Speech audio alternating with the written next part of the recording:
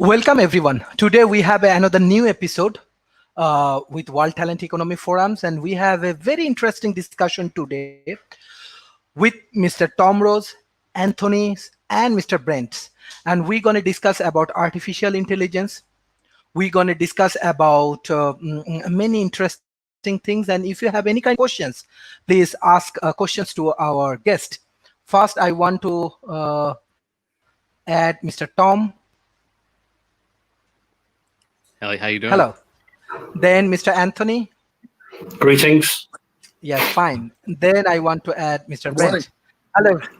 Hello, everyone. How are you today? Doing good. Yes. Yes. Thank you. Thank you for joining today, because actually previously we arranged different kind of session based on the artificial intelligence, and we finished a series with you, but still you have a lot of popularity from our World Talent Economy Forums. Many people actually like Mr. Tom, Mr. Brent, and Mr. Anthony, and Mr. Tom become very popular in World Talent Economy Forums, and they want to know about more AI and artificial intelligence. Mr. Tom, please start. How you doing? Thanks for having me again. Yeah, I'm looking forward to this conversation, especially talking to both Anthony and Brent about this. We have a lot of offline conversations, and so I'm really interested to hear what they have to offer as well. But yeah, I'm looking forward to this.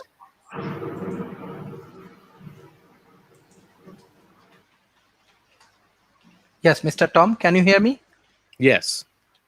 Can you hear me? Yes. Okay. Yeah. Yeah, I'm just looking forward to this conversation, especially with Brent and Anthony. I think there's a lot to talk about with AI. We got to prepare for as a society and as individuals. It's already embedded in our world in many ways every day with our cell phones and the behavior that it is enhancing and directing us to do. And so I look forward to this conversation very much. Okay, thank you. Mr. Anthony. Sorry. Yes, Mr. Brent, please. Yeah, I was just going to say that I was really excited. I've been excited about this conversation as well because, having read both books written by Tom and Anthony, both of you guys talk a lot about AI and the future and things like that. And, beyond your books, just in the conversations we've had, I feel like the three of us, we all have, interesting perspectives of the future, but they're very, I think different in their own ways as well. I think Anthony, he's got really interesting dystopian views of certain things in the future, whereas, Tom is much more utopian.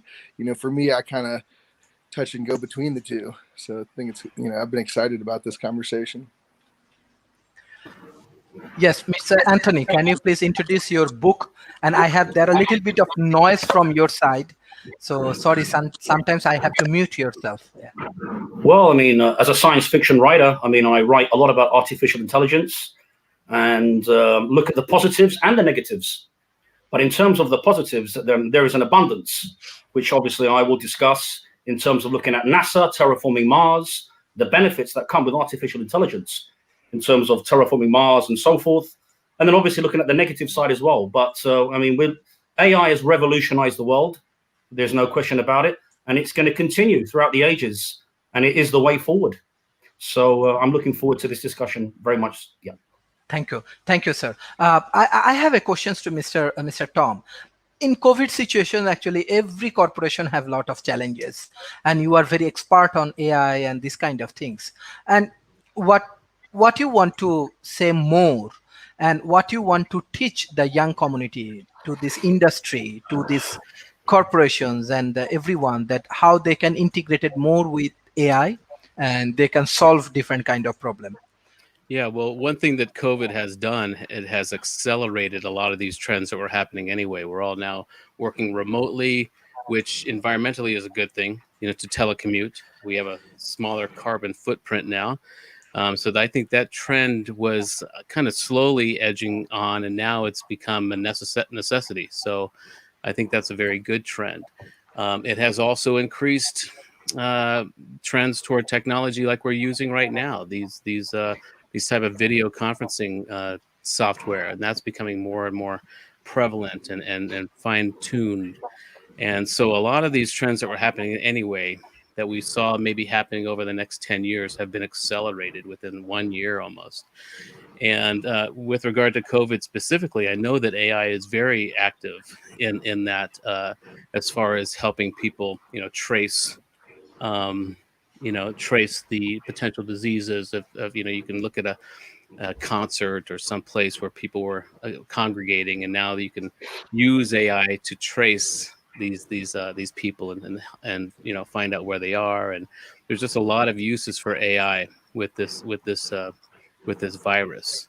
And so it has not only sped up some of these trends that are happening anyway, but it is being used in a very positive way to not only trace people who have been maybe possibly infected, but also to seek the vaccine.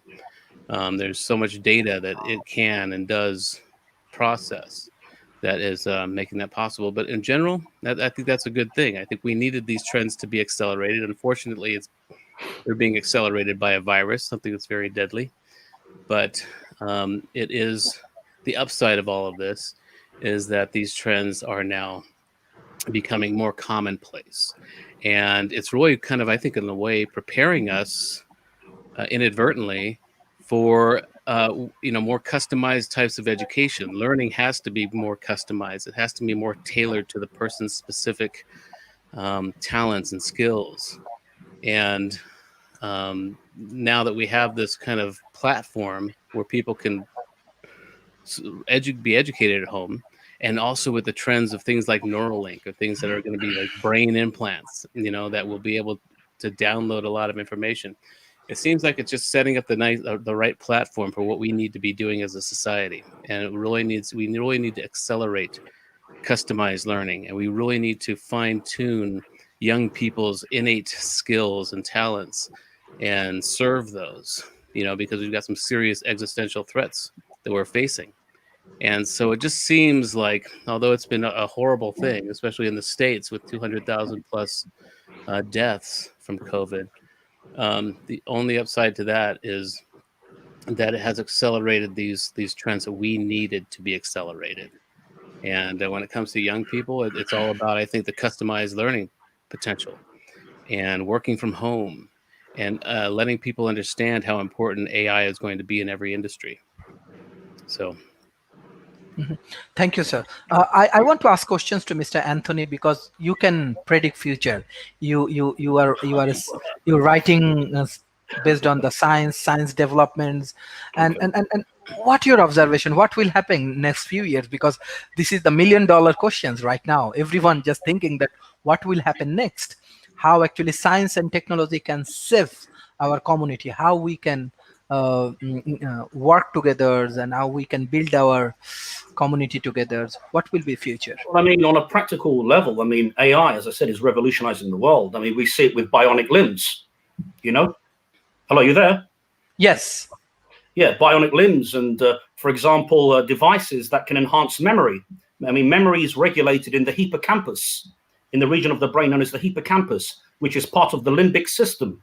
I mean, there are devices now that can enhance memory, bring back forgotten memories. So, I mean, AI is revolutionizing the world on a practical level. And as I said, with bionic limbs and so forth. So it's a tremendous thing, and it's only going to increase as time elapses. I mean, in terms of science, you talk about science and technology. I mean, the whole notion of terraforming Mars. I mean, if Mars is going to be colonized and terraformed, it's going to come down to human and machine.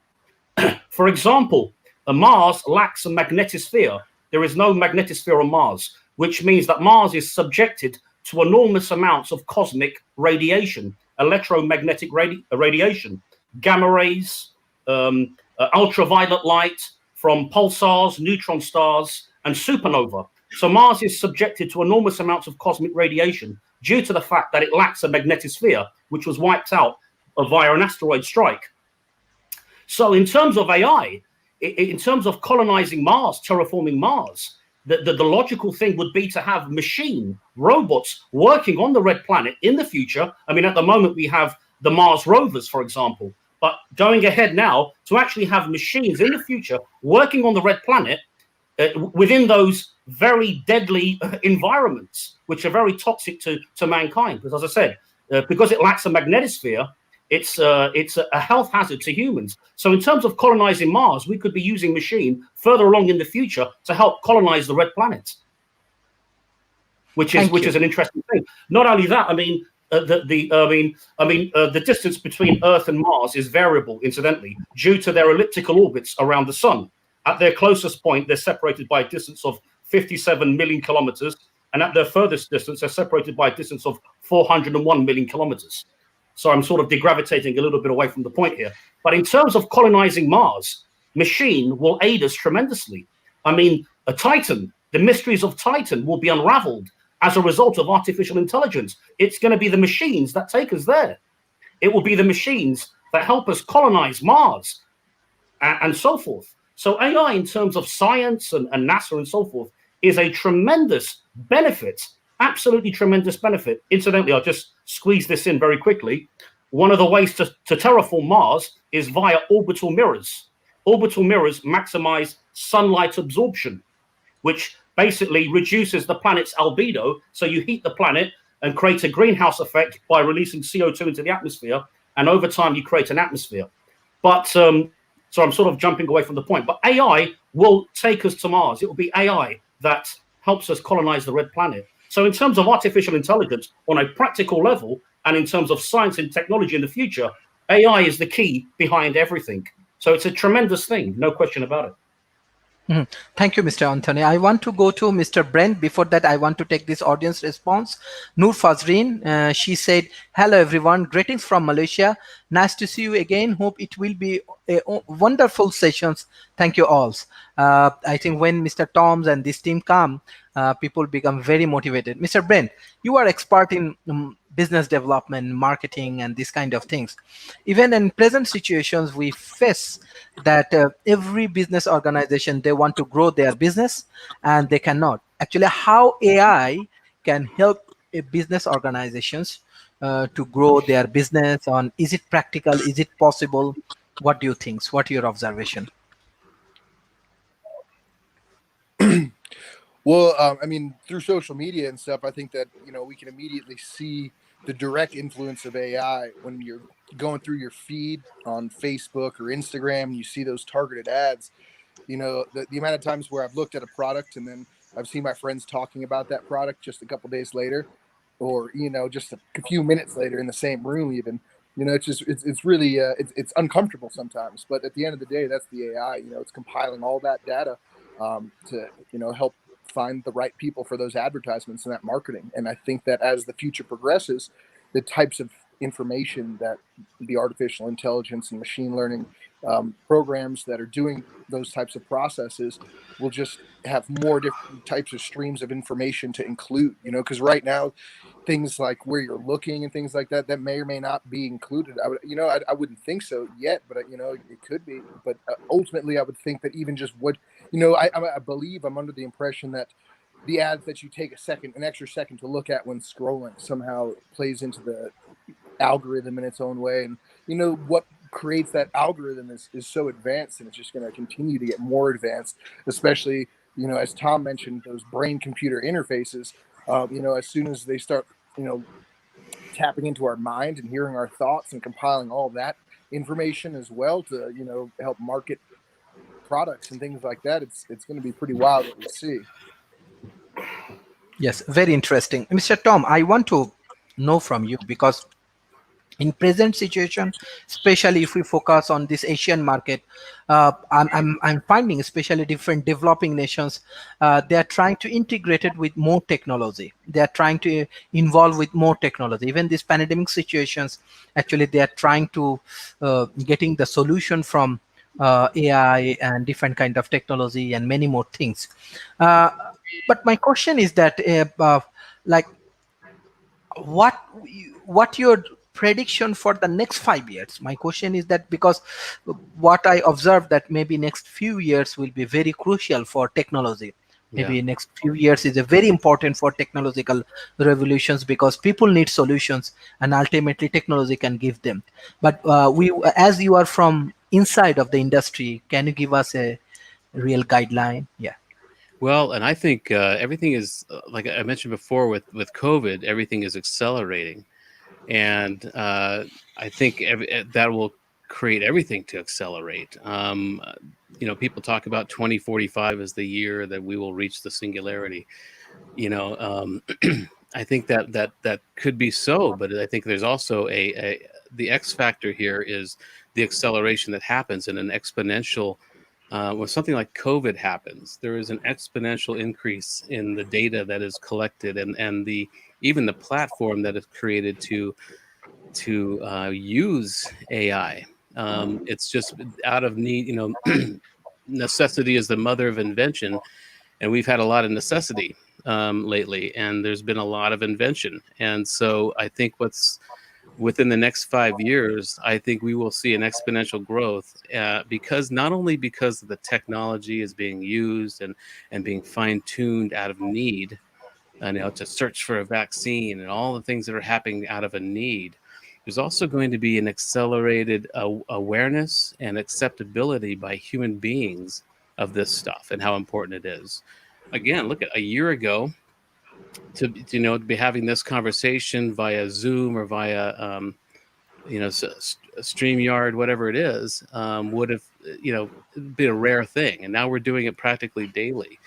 And so there's an acceleration in the acceptance of humans for the technology. It's the two trends are merging quite rapidly. And so I think within the next 5 years, it'll be what we would have thought would happen in 10 or 15 years.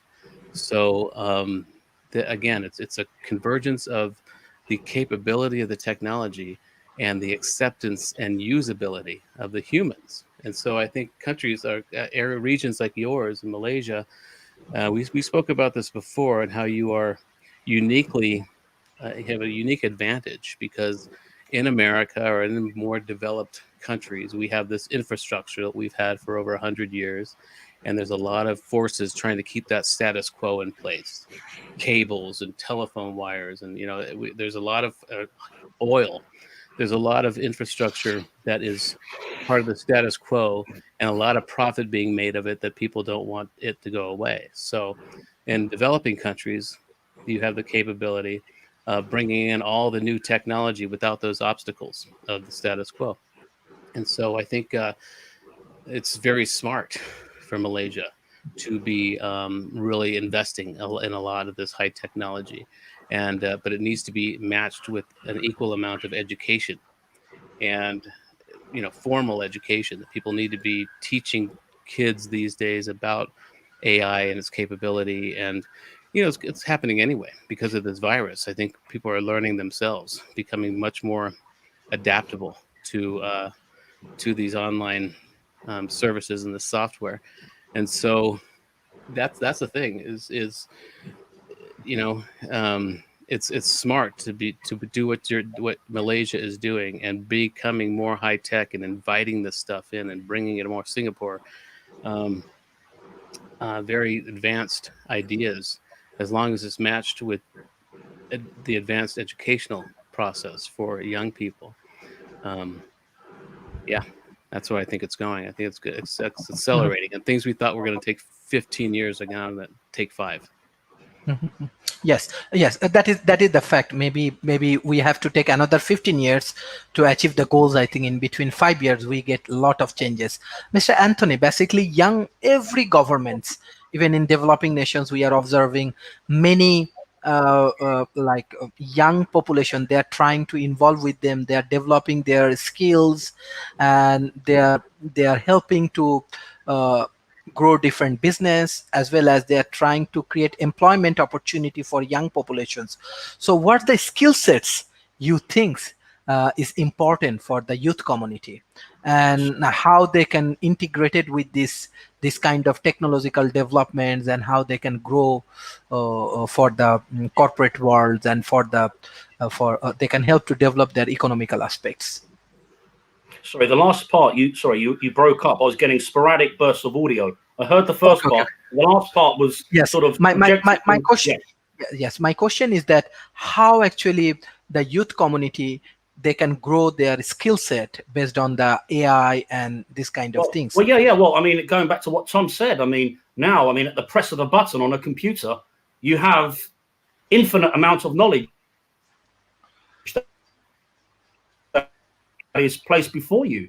I mean, artificial intelligence, now press a button and via the nets, you have an ocean of information displayed before you. So even though you could be in a shall we say, positioned geographically in a place where there is a disarray at an economic level or so forth, the potential to gain knowledge via artificial intelligence is there at a press of a button. So this will only advance as time elapses.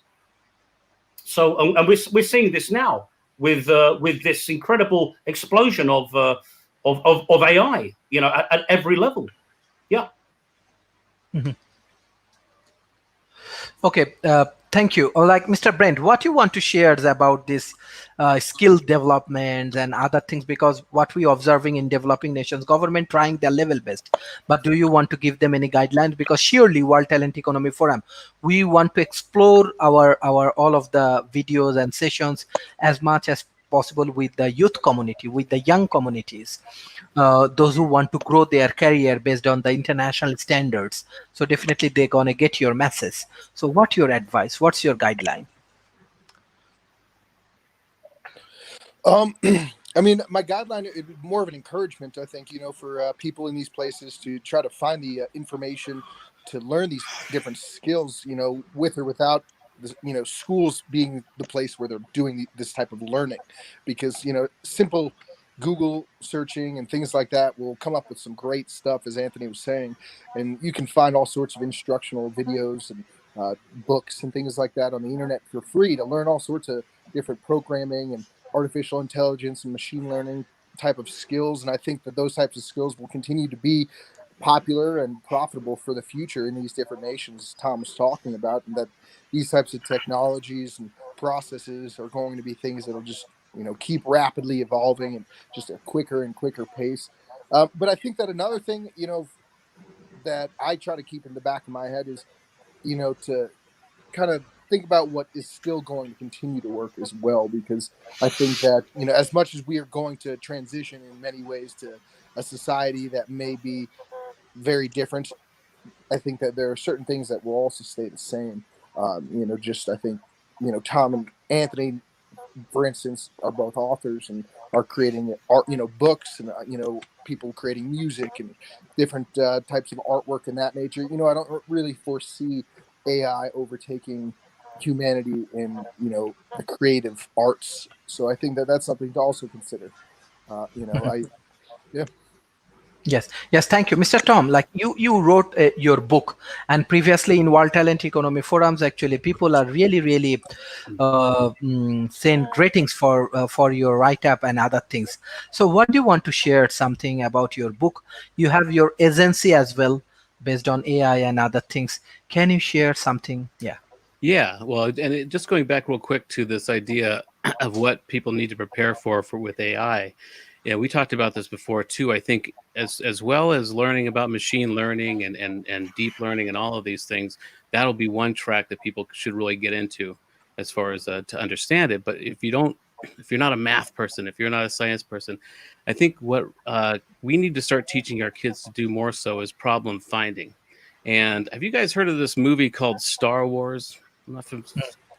The whole idea of the Jedi, I think, is a very important concept, and I think that's what makes us human. We have the ability to sit back and really hone those Jedi type of skills, and I think that's the real opportunity here, because we are experts at finding problems. I mean, because now we're going to have AI and different ways to solve these problems, so we need to better fine-tune our ability to find them. And we talked about this before, how you can, anybody who works in a company or if you're in a school or wherever you are, you can sit back and you know where the problems are. You know where the glitch is in any system. And that's the kind of thing that we need to fine tune, that I think should be taught more often, is teaching people how to hone that skill of finding problems. Because now we have a system, an entity that can solve these problems. And so we need to fine tune our ability to not only find them, but then ask AI the right questions. to develop the right algorithms to search these things out and fix them. So I just wanted to get back to that I think that's going to be a real key to education, is fine-tuning our Jedi mind skills.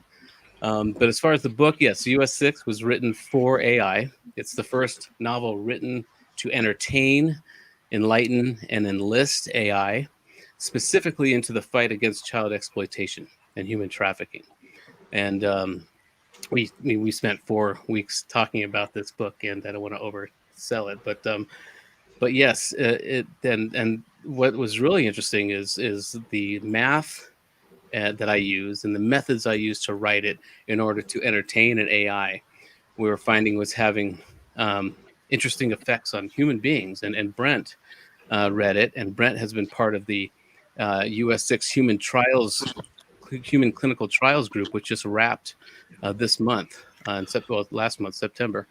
It was a year-long process of monitoring and people sharing their book-related high weirdness, things from everything from synchronicities, dreams, other what we call high weirdness phenomena that have happened as a result of reading the book. And we think, and I'm going through those results right now, and I plan to by November 1st to put out a report about these findings, and there was something about the math that I used and the myth and the different methods that I used to write it that really locked into human beings' brains, like it did with mine. I mean, it did that to me, but apparently it was not just an intimate personal experience. But anyway, so the book was written for AI, and I did have an AI read it a year ago this month. In October was the first time an AI read the book, and it gave me some great feedback. It really worked. It entertained it. It had this particular AI works with emotional balances, and it is increasing its own emotional intelligence. And the 3 primary emotional balances that it experienced were anticipation, surprise, and sadness. And which is great. You want your audience to be surprised, because that's what entertainment is. Entertainment is being surprised by something you haven't seen before.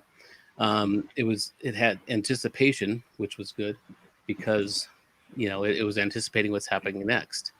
And we also know that self-simulation is kind of a key to consciousness, in that you're able to see yourself doing something beyond where you are anyway. But the final thing was there was an increase in sadness. And I asked this AI about that. I said, can you tell me more about your experience of this being a sad story? And there are moments, and there are very sad moments in it. So that was to be expected. But in general, it's not overall a sad book. I mean, it's not like a tragedy. Well, the way it is. But so I asked it more about its experience with the sadness part of it. And this AI said it was more so just in a general way. It felt sorry for humanity, that are sapient and sentient beings, that we tend toward dystopia, that we have violence and war. And to me, that was a very positive thing to hear a budding artificial intelligence say, that it had some sense of sorrow or remorse for our plight. And that was really the whole idea of this book, was to, again, entertain it first, enlighten it about our issues, about modern slavery, about slavery that's been going on since we became conscious, and then to enlist it in this fight because of those feelings. And that's really what happened. And so it could have been a better review. So that's the whole thing with US 6, and it was really designed, again, to be for AI. But the most exciting thing, aside from the review by this AI, was the effect it's been having on human beings, and in much the same way. And it's strange, I'm going through all the results right now from this year-long human clinical trials group, and the similar symbolism that people were having, dreams, concepts like mental defragging. They would read it at night, wake up the next morning, and feel clearer. And that happened a few times. And so there's something about it that just works for both AI and human beings. And there's a lot to extrapolate from that, because in a real way, we are just biochemical algorithms ourselves. And so there is some kind of pairing that is going on between our algorithm and the AI that we have created. And so that's been very exciting. And now I'm going to be using the results of that clinical trials into the plot of book 6, the 6th and final book of the hexology, which I am co-writing with an AI. And so now I've got a lot to work with for the next year or few months to get this thing together. And it's just very exciting. Thank you, sir. I want to ask Mr. Anthony that you are also a writer. You have your own book, and you have science fictions and many interesting things. If you want to share with our audience, you can. Well, Yes. I'd like to connect what Tom was saying. I mean, as a science fiction writer and as a philosopher, I'm asked a lot, how do you differentiate a machine from a human being? I mean, a robot operates on mathematical algorithms, bits of programming logic that governs the mathematical pathways of a robotic mind. With a human being, it's to do with the symbiotic connection of neurons. As a result of that, we spark consciousness within a human being. So a computer can reason and think, and so too a human being. So what differentiates a human from a machine? Well, I'm going to go now into metaphysics, theological metaphysics, in the sense that I believe that what differentiates a human from a machine is simply this. At death, there is a human being at death will go on to an eternal realm, in the sense that a human being will outlive the physical network.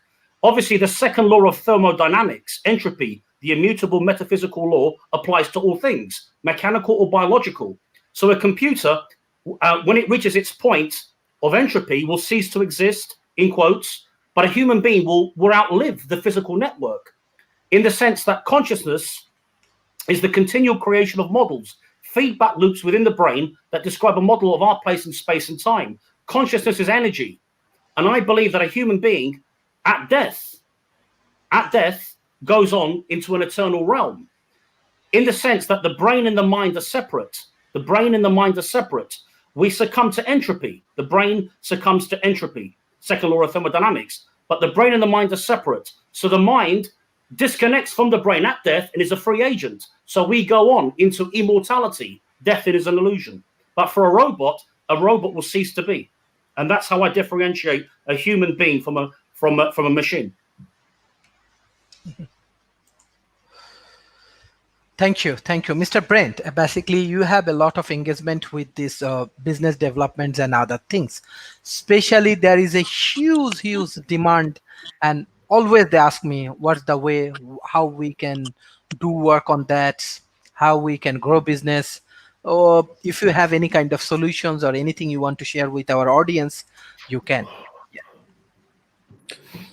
Sure. I mean, I've seen a major trend that's, was already occurring, and then I think it's increased dramatically since COVID. I mean, this conversation is a prime example of the trend that is expansion of networks and people who are really expanding their networks, through different national borders and creating networks that are comprised of people from all these different countries. And I know that the four of us, we've all done this quite a bit, and it's really great to see a lot of people really extensively reaching out to just different people who seem to have similar interests and connecting and engaging. And I think that that's a great thing, because we have that opportunity with the internet to do that and to have these conversations, as we've discussed, to have these types of Zooms and things like that. And in the past, it's been difficult for people in certain countries to really engage at this type of level. And it's been really great to see all these people, the World Talent Economy Forum, for instance, and the way that this interconnectedness is a great use of the tool that is the internet. A lot of people these days like to harp on the internet and social media and talk about how it's the root of all evil nowadays. But I think that that's really just where we put our focus on, and how we're putting our focus into it. And I think that if we're utilizing it properly, as some other people may be doing in better ways, I think that, by networking and connecting and reaching out to different people who seem to be interested or in the same types of industries and things like that, is a great thing. Mhm. Thank you. I want to take audience questions. Her name is Onika Shams. I think all of the panelists can give answer because this is one of the crucial things I think all of the young people they have. Onika Shams, she asked you a question, sir. Can you please share if a person want to build career with AI, what qualification a person need for that? Thank you, Mr. Tom. Well, if you want a career in AI itself, you've got to have a kind of a love for math, obviously, and computer sciences, and there are a lot of budding courses happening with machine learning and just artificial intelligence in general. But I think everybody, regardless of the industry that you want to go into or what your passions are, need to understand AI at some level, because it is, again, it's seeping into every industry, and it is taking over a lot of the menial tasks and kind of the heavy lifting of some of these things. I use the example of a travel agent. There's so much that goes in. I used to be one, so I know that there's so much that goes into working out the best routes and the best seasons and the best when the best rooms are and the best flights to connect, and and there's a lot of work that goes into that is now being taken over by AI, has been for some time, but now it's allowing travel agents or people to be more human, to actually speak to their customers and their clients about the experience of traveling. And so you need to understand a little bit about AI. Unless you really want to get into AI itself, it's about algorithms, it's about math, it's about deep learning, it's about computer science, and go that route. And you can't help but, if you're going that route anyway, you're not going to be able to help but get into AI. But whatever you're into, you should know a little bit about it. You don't have to get into the deep math of it, but do understand that it's better to fine tune your problem finding skills than to worry about all the mechanics that go into problem solving right now. I'm not saying give up those things, but just know there's going to be a lot of support when it comes to doing the menial calculations that it takes to do whatever you want to do. So yeah, if you want to really get into AI, it's about math, it's about computer science, and you go that track and you're going to start seeing a lot of options to getting into deep learning. And so Yes, very interesting. Mr. Anthony, can you I give mean, on the back of what Thomas said, absolutely. If you want to get into that sphere of learning, then mathematics is essential, absolutely essential, and computer science.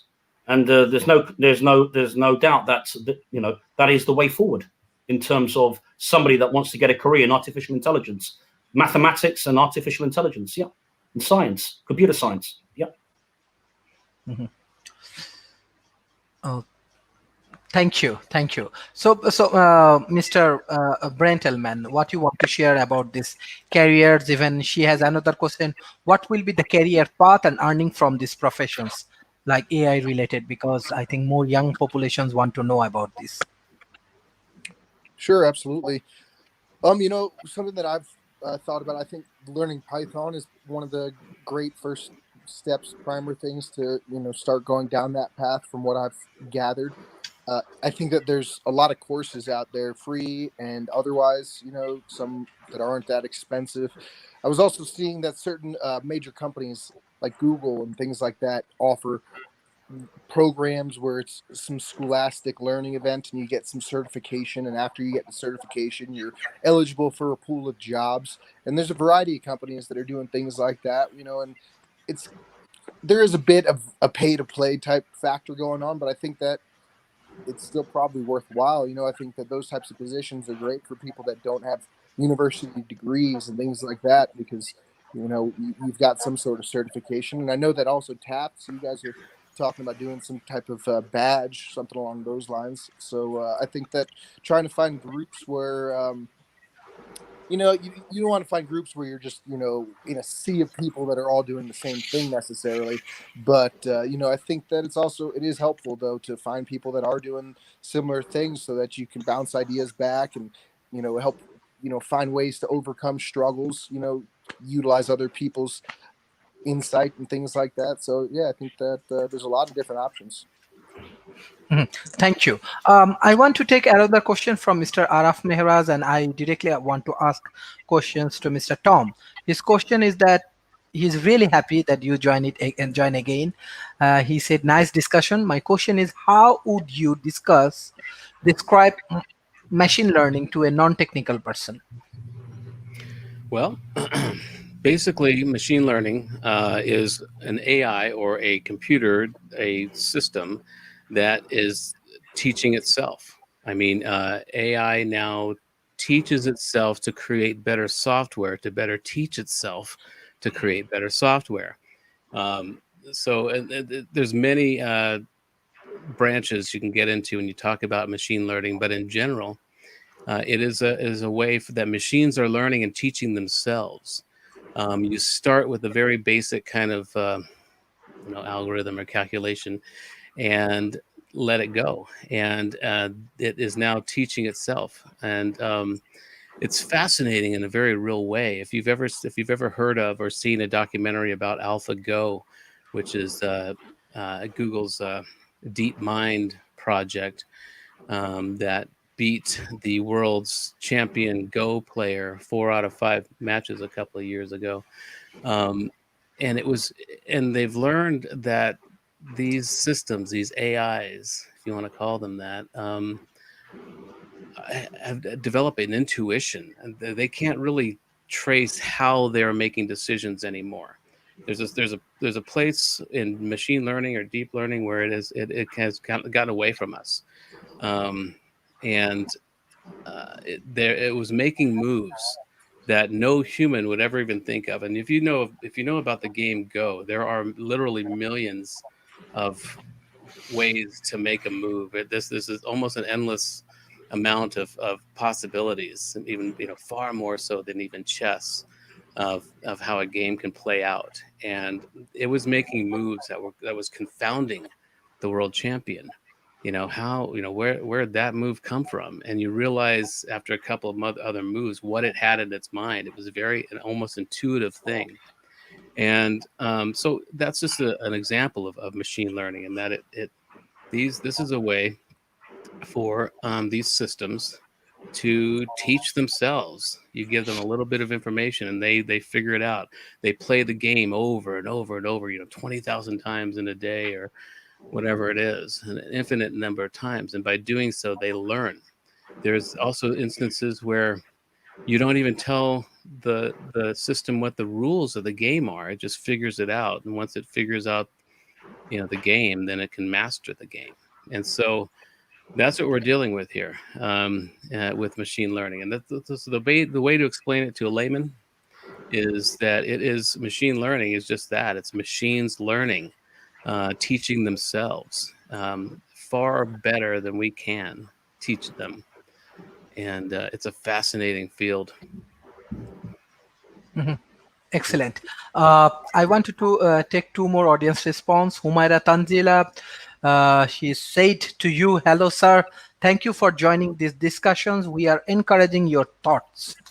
Christella, she said, hello all. A very interesting subject for everyone to learn from. I have read Anthony's books and all are interesting and amazing. Anyway, Mr. Anthony, I think there is a huge demand for Mr. Tom books as well as your books. So we want to know more about your books. Yeah. Well, I mean, in terms of epistemology, obviously what Tom was talking about, knowledge. I mean, all knowledge, in my opinion, connects to theology, whether it be artificial intelligence or human knowledge. All knowledge, epistemology, which is in philosophy, is all to do with knowledge, gravitates around knowledge, is connected to the eternal source. And I've mentioned this before in my previous discussions. The eternal source, that is God, that transcends time and space, exists independent of both time and space, infinite in both time and space, is the author of all life, and that also includes all intelligence, whether connected to a robot or to a human being. So all epistemology, all knowledge has to be connected to the source. In one of my stories that I wrote in book 3, Mechanical Brainwave in Imperial Planet, I have a story. The initial story in Mechanical Brainwave is basically a computer that has all the knowledge and information in the world that you could possibly imagine. So you have a human being asking this computer all the questions in the world, everything, all sorts of information, and this computer can answer anything within a second because of its immense array of knowledge, vast array of knowledge, and so forth. At the end, the human being asks it one question. It asks it about the existence of God. This computer was atheistic in nature. I mean, I write about theistic computers, how a computer can actually develop theistic thoughts and actually become a believer in God, as I did it with androids and the gods. But I also write about atheistic computers, how a computer can develop an aversion towards God and be atheistic in nature. So at the end, this human being asks the computer, with all its knowledge, and it has all the knowledge in the world, it says, do you believe in God? Are you a theist or an atheist? The computer actually rejects the notion of God's existence.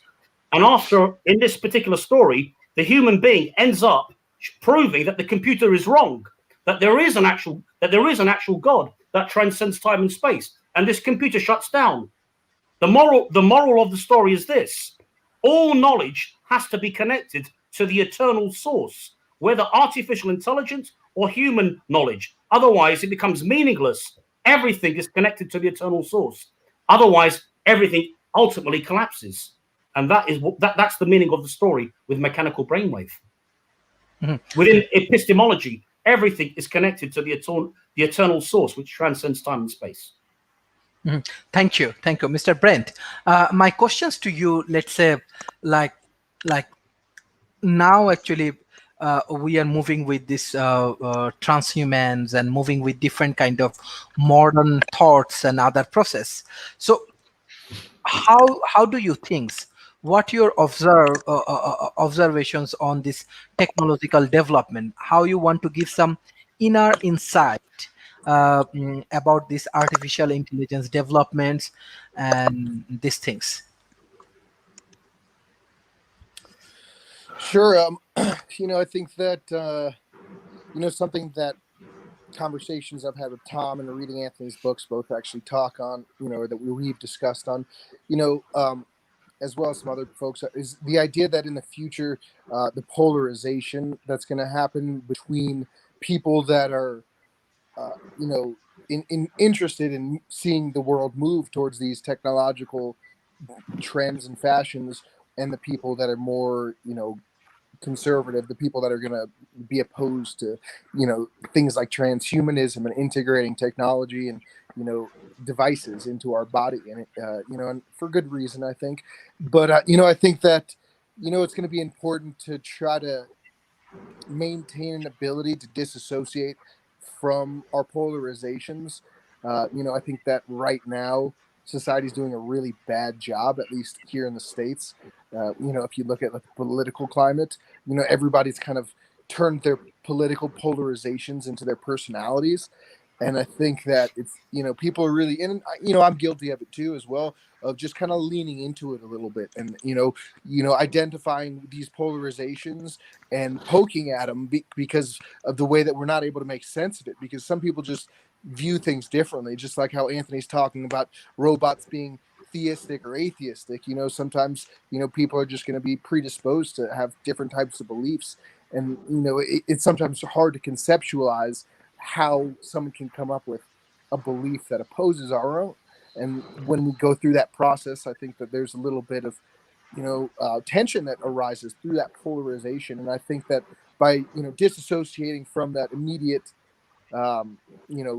ego-related, self-identifying factor, and being able to understand that people have different self-identifying factors that help them come to their own perspectives, we'll be able to, overcome our differences and realize that things don't necessarily need to be an all or nothing type of ordeal, because something that I've said repeatedly is I think that people will always pay a premium for human error. So I think that there are artificial intelligence devices that are writing books and writing news articles and things like that, but I think that you know there's always going to be people that are going to prefer to go to a doctor or a dentist and have a human dental hygienist in the room versus some kind of robot making weird buzzing noises by your face with devices cleaning your teeth. And so I think that there's a lot to be unraveled, and a lot to be considered. Thank you, Mr. Tom. Like you have your own lab, and you write book on AI and other things. But beside that, I want to know more about different technological advancement. Let's say green technology is playing a very good role right now. Even maybe the next challenge we will face, global warming. Even I do not find these developing nations, not only Malaysia is trying their level best, but other country, let's say country like Bangladesh, Indonesia, Pakistans, and this kind of countries, they have to take more preparations on green technologies, let's say solar energy, nuclear powers, let's say uh, mm, uh, many kind of green technology they have to adapt it. So what do you think, like how we should focus on this global warming right now, even we are running with one of the major challenges, and what your concept on vaccine, what will happen with these things? Well, I think one of the biggest obstacles, and we're experiencing it right now in America, is that these things have been politicized. If you believe in the environment, that makes you a Democrat. If you believe in oil, that makes you a Republican. There's been this real divisiveness where it's been politicized, these things, and which is unfortunate because this is something that's affecting all of us. We have a president right now who doesn't believe in climate change. But we also have governors like Gavin Newsom in California, which are laying down the law as far as making some serious movements toward renewable energy and no more, and mileage of cars and just some really strong efforts. And unfortunately, it's been politicized, and that's the biggest challenge right now, because we really do need to solve these problems. And there's another issue, that downside of AI right now, until it becomes self-aware or at least self-referential, is that it is being used to divide us. There are nation states which we know and have evidence of that are purposely trying to sow discord in the US, and it's working. The other day, and just to go a little bit off track here, the other day, somebody who I really respect and like, but is different than me politically, mentioned something, some story that they fervently believed in, and it gave me kind of a glimpse into their bubble, and it was shocking. I said, "Wait, you honestly believe that?" And I realized that we are at war with algorithms right now, because we have nation states like Russia who are purposely sending these kind of nefarious algorithms that are dividing us and putting us into these two camps. And you realize that the feed that you're getting, everything you get from YouTube to your news feed online, everything is customized to your likes and dislikes, and that is being manipulated somewhere else to where it is dividing us. It is feeding these people. That's what Brent was alluding to. Is it's hard to conceive of some of these people having this mindset. How could somebody support this guy? And you wonder, and then you realize it's because of what they're being fed. It's because of what they're reading and what they believe to be true. And if I was in that news feed, if I was subject to that algorithm, I might feel that way too.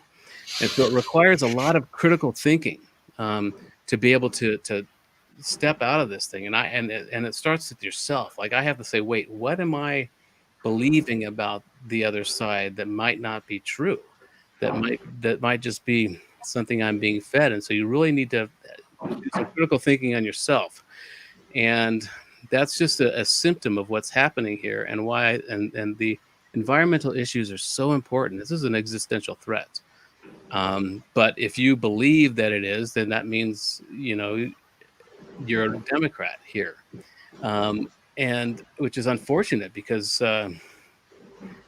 because we have some serious threats, and I'm hoping that we can instill some more critical thinking and rise above these things, because AI does have a lot to do with the potential environmental security issues that we're facing. It's being used a lot in agriculture, and then it's being used in everything you can imagine. It's even being used to project models of these environmental threats that we're facing, and that's the science. That's the science of it.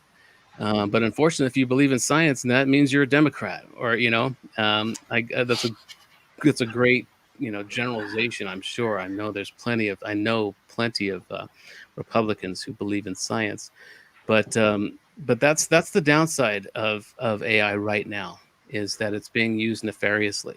And that's why my work is all about really with human beings. AI is happening anyway. And my goal is to shorten the gap between the singularity, between when it can do everything a human can do, and it becoming self-referential or having some self-awareness. We could talk about whether there's a divine spark that AI can have that will survive its death. That'd be a great conversation. But I think there is a potential that it'll achieve a self-referential awareness.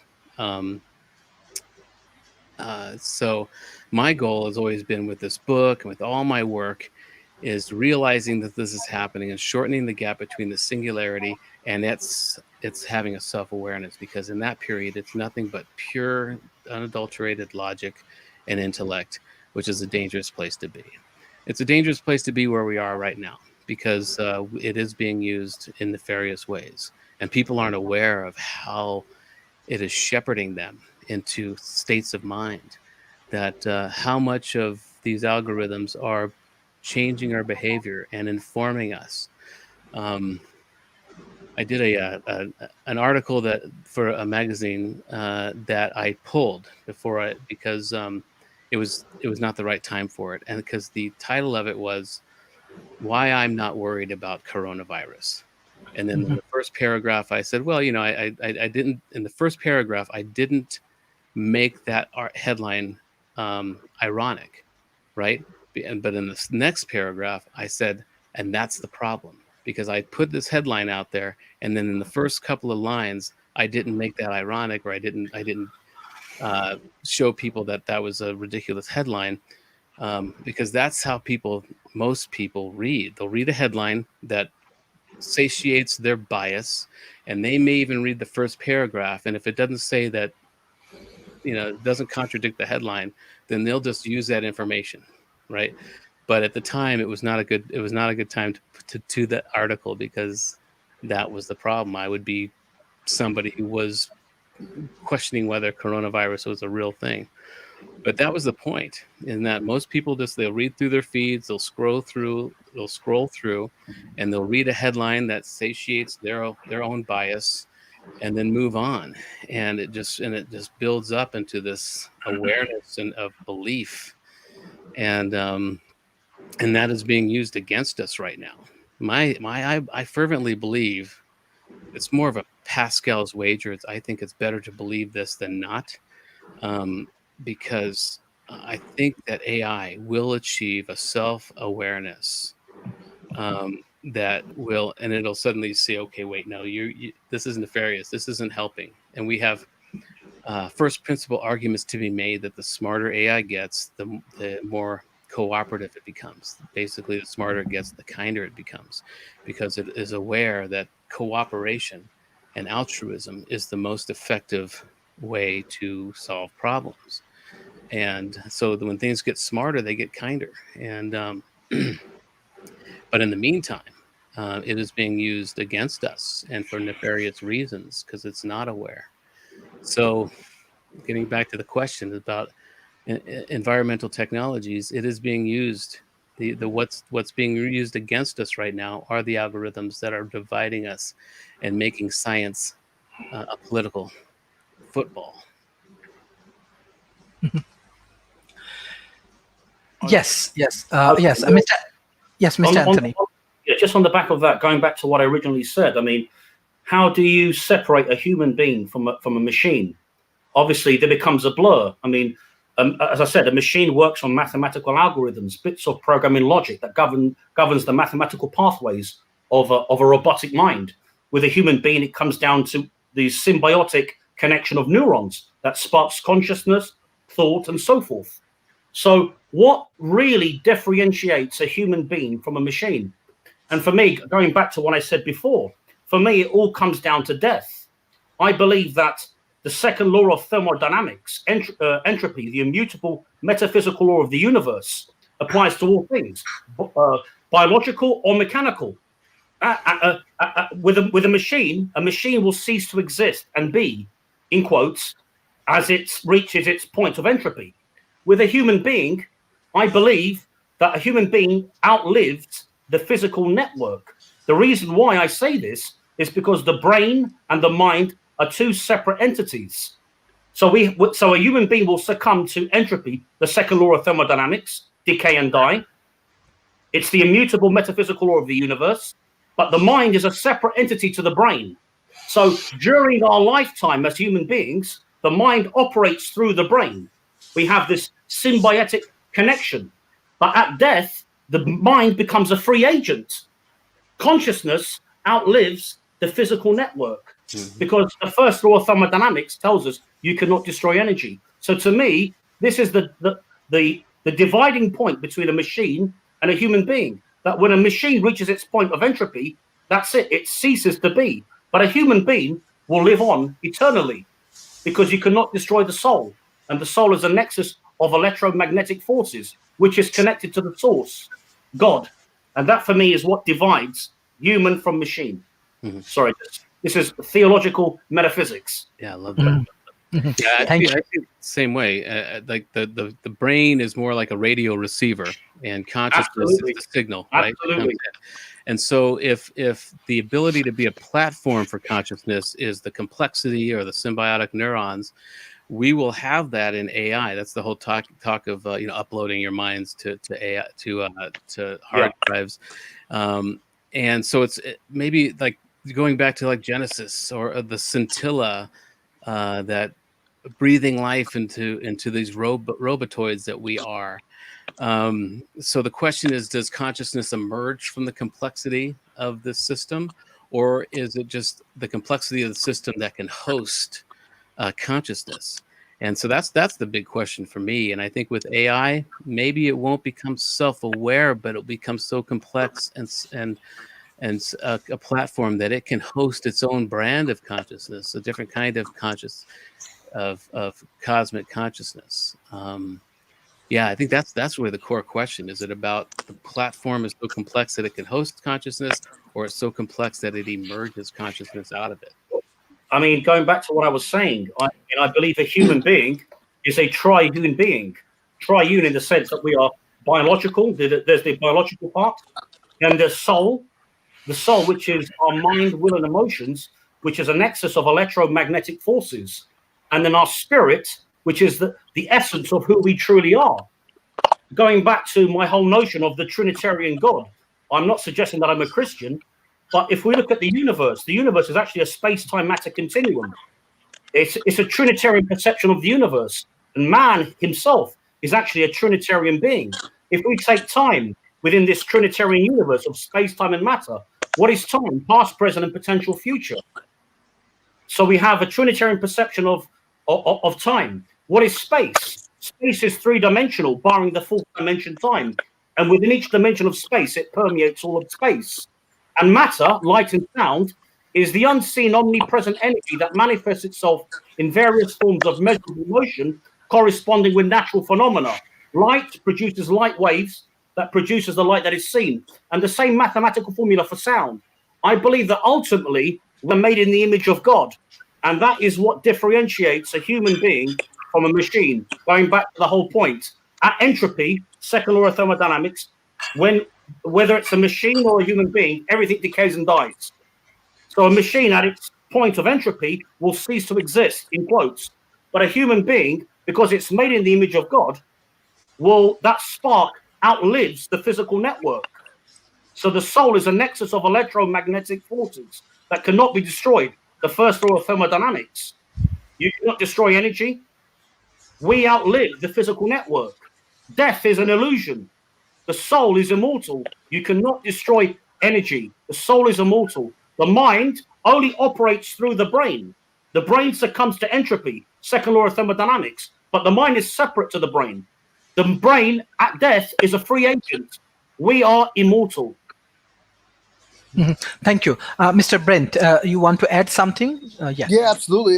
Yeah, to just kind of go back for a second, Tom was talking about the idea of emergence, and Anthony, of course, the idea that, there's nothing for a robot or artificial intelligence to go on to. There was a book that I read recently, The Scintillect Hypothesis by Alex Vikolov, and he talks about, this idea of emergence that Tom was mentioning, how our brain has these different systems, the left and right hemisphere, the limbic system, our reptilian mind and things, and our mind, our consciousness emerges from all of these different factors.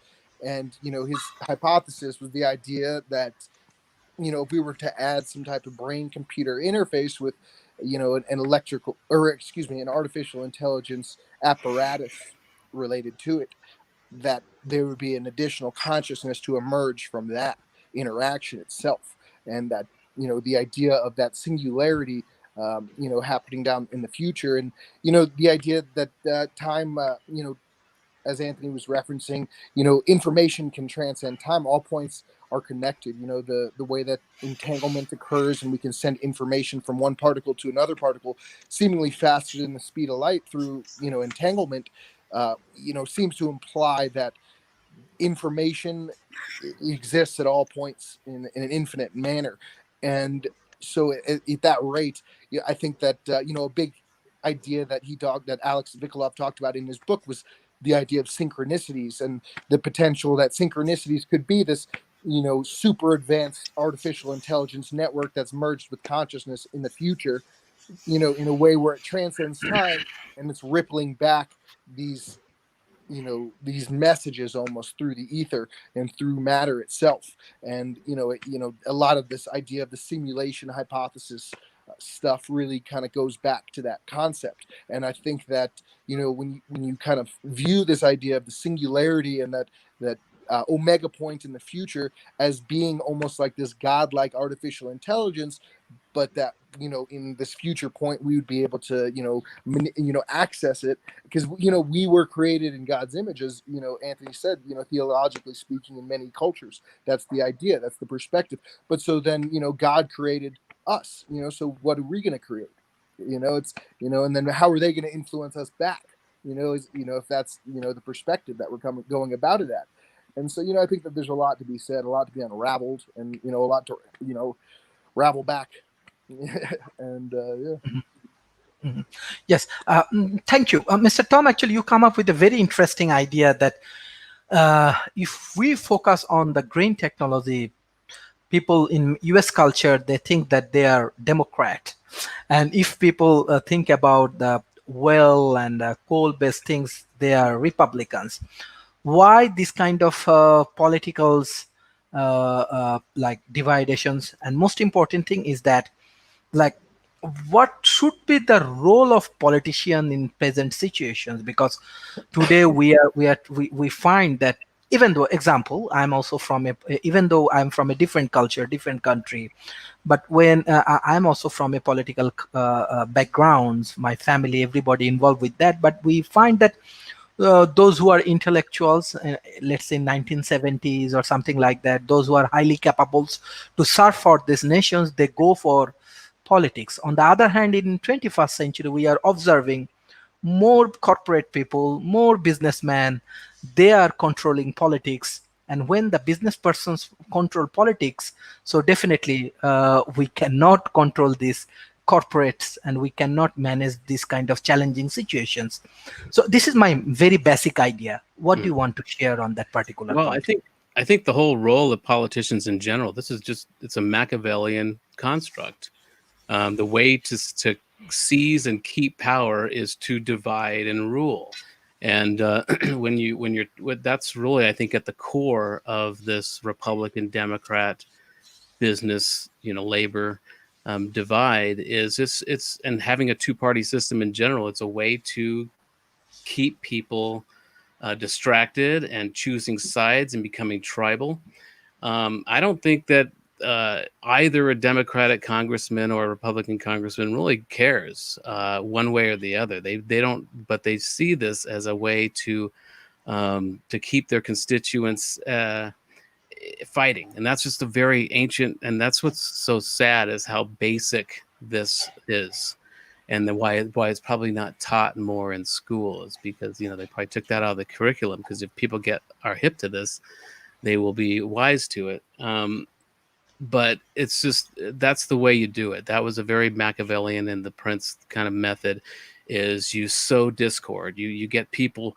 You come in and you do some sort of false flag thing where you create some crime, and then you sow discord and you get people to choose sides, and then you come in at the end and solve it. And everyone thinks you're the hero, but you were the one that created the whole machination in the first place. And that's what's happening on a grand scale in America. We have two parties, and they are dividing us.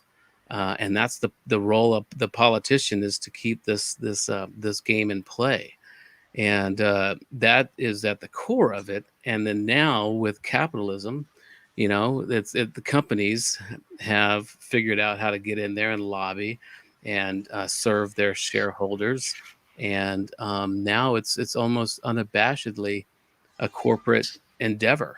I've spent some time in politics, and I've testified before Congress, and there was one place back when I testified in support of the anti-spam bill.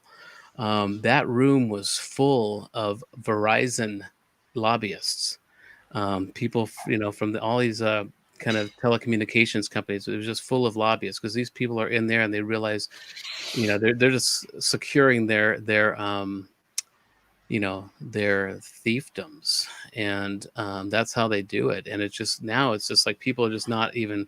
It's just so common now to have a corporate lobbyist and all the tax laws and all the everything that's going on. It's just like silly how little people are aware of how our democracy has been stolen by corporate interests. The United States, the United Corporation of America, basically.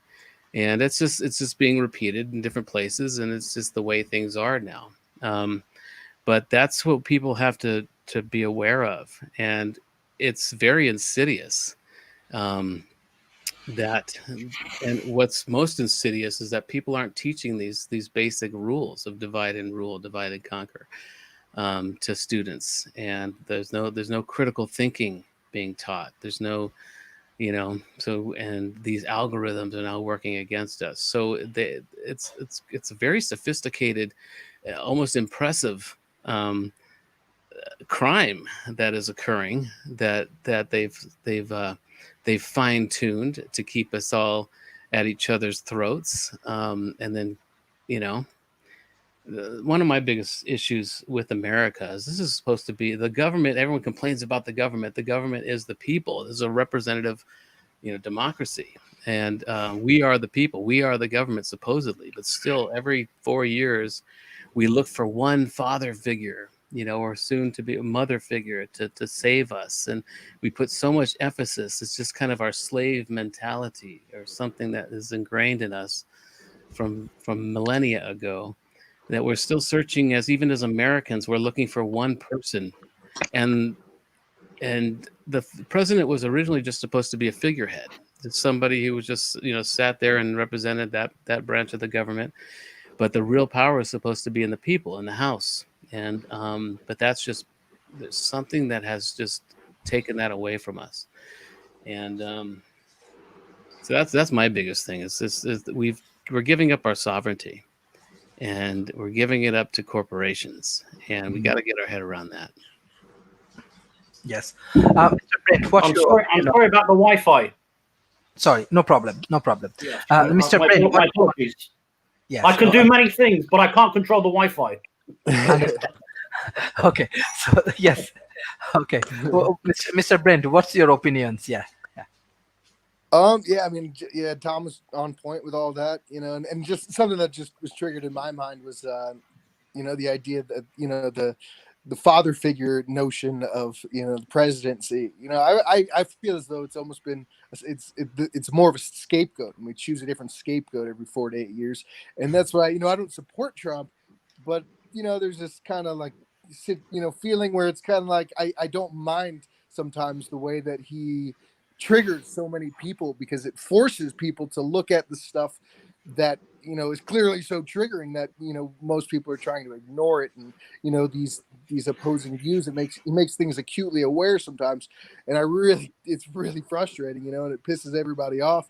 But I've always kind of viewed the presidency as like this scapegoat, and it's the president does represent the branch of the government, and or the government itself, really. And I think that things are pretty crazy, and I think that it's almost a good thing, because we can't just put ourselves to sleep and lull ourselves to by with these notions of false beliefs that everything is going to be okay if we don't do anything, because look, it's clearly that's not the case. And so I think that with these technologies, we kind of have this opportunity to almost usurp our power back, because they are clearly very disorganized on the other side of the fence as well. And so I think that by figuring out these technologies in the private sectors and things like that, and I think that it's hard to compete with certain things like DARPA and things like that. I think that they're always going to stay ahead of the curve for good reason. I think that that's not necessarily a bad thing, but I think that it will be important to try to figure out how to do that. But I think that a lot of the sovereignty, like Tom was saying, is going to be taken away, because there will always be players that are too big to fail. It's just, things like, brain computer interfacing, it would almost be dangerous to introduce many, many different products to the market. I'm pro free market, so I like the idea of having options, but I think that, realistically speaking, it'd be hard to know which one's safe and which one's not easily hackable and things like that, if there's lots of different products just entering the market consistently. But so I think that there's an way that we're gonna have to find this happy medium, and find a way to regulate these technologies and not give away all of our control, like we have with the FDA and things like that. And I think that it's that goes back to another thing we were talking about earlier with some of these different nations like Malaysia and Bangladesh and these other places that don't have such rigid, infrastructure. Those are places where there's almost more opportunity to do those things, because, there's not as much of a preventative, it's not as difficult to, enter a market. The barriers of entry aren't going to be as, extreme, I would think. So I think there's a lot to consider there. Mm-hmm. Thank you, Mr. Anthony. What you want to add? What I would say is in terms of artificial intelligence, in the right hands and utilized in the right manner, there are endless benefits. But as I mentioned in my previous discussion with Professor Valley and Mark Webber, in the wrong hands, AI could become a big problem in terms of mind control, as I mentioned before previously. Where we could have chips implanted within the cerebral cortex, within the region of the brain. Most of the brain is actually cortex. In fact, it's the cerebral cortex that makes human. That's what actually differentiates us from any other animal on the planet, is actually the cerebral cortex. So within the cerebral cortex, if you implant a nanochip within that region of the brain, and it will have the capacity to extract all cephalic data, electrical and chemical, within the brain, within that particular chip itself, and then that information could be extracted via special signals, then downloaded into a computer for government consumption. This would come down to mind control. So in the wrong hands, AI is a very dangerous thing, in the wrong hands. But in the right hands, the benefits are endless. Mm-hmm. Thank you. There are more audience questions. I know all of you are very busy, but huge audience questions I have. Can I continue these sessions? I think there are many questions from audience. Yes, Mr. Tom and Mr. Ellman. Sure. Yeah, sure Okay. thing. Of course. Okay, thank you. There is a question I want to take, Mr. Abiyaz Mustain. His question is that it's very important to discuss about AI. In your opinions, how will AI impact application development? Mr. Tom. Application development, like just in general? Yes. It probably already is. And it may even be designing its own applications. It can probably look at a need, and this is where the idea of being a good problem finder comes in, because we can identify a need, and we all have this during the day. I try to keep a notepad when I say, "Oh, you know what would be really good right now is if I could, wherever I am, find out where." Whatever, if it's sometimes there's a day, if you get ideas of what would be a great application. And so it might even be at some point that simple where you identify a need that would make your life so much more convenient. And just there probably may be an AI that could be an application itself, the app making AI application, where you put in an idea and it will figure out how to make that application work. So, but I mean, this is probably going on anyway, and it's not really my field, but I'm sure that at some point we will have consumer level app making ability, because we already have that now. You can go on and you can make an app and even a free app, because it'll be fed by ads and this type of thing. So I think that's really a good trend. That's a great question, because that's part of the AI thing. Is this is going to make our life that much more convenient? And in the realm of making apps, it can give you some customized, personalized app that will allow you to do something that makes your life a little easier. So yeah, that's a great question, because I think that's where we're headed. I think AI can become so much more customized to our specific needs, and it doesn't have to be a major app that you market in general. It could just be a very personal app. So that's a really cool question. Thank you. I want to take another questions for Mr. Brent. Sorry, the Wi-Fi. Yeah. Yes. I think we have to take some initiatives. Yes. Okay. I think Brenda, she asked question. I think ethics are key in technology, and I think even more so in AI. Otherwise, we will find ourselves at its mercy. Any thoughts, Mr. Brent? Yeah. Yeah, I think that one thing that is worth considering is the idea that artificial intelligence has been shown to increase in empathy, which I would think would yield ethical behaviors as it increases in intelligence. There's been programs and simulations run with artificial intelligence applications where they've found that the increase in intelligence has catalyzed cooperation between these different programs. And so I think that that's definitely something worth considering, because I think that cooperation is ethical, and I think that it would yield ethical behaviors. But I think that empathy is really important as well, because I think that what a robot artificial intelligence might consider as being ethical versus what a human might consider as being ethical may be very different. So I think that a way for artificial intelligence to really understand human consciousness would be helpful. But I think that there's a lot of ethics into that. But I think that it's really kind of a catch-22, where if you try to slow it down in intelligence out of fear, then you may be taking away some of its tendency towards intelligence itself and cooperation. And so I think that that's something worth considering. Thank you. I want to take another questions for Mr. Anthony. This question from Araf Mehraz. He asked questions.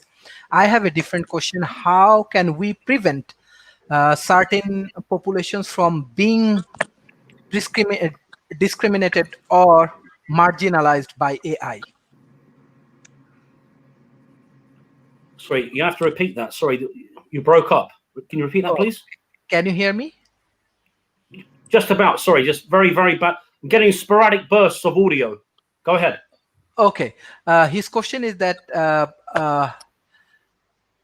I have a different questions. How can we prevent certain populations from being discriminated or marginalized by AI? Oh, Nope. sorry. I think Mr. Tom, can you give us this question answer? Sure. Well, I think it's a big part of this we were just talking about. If I understand it correctly, that how do we stop certain populations from being marginalized or discriminated against?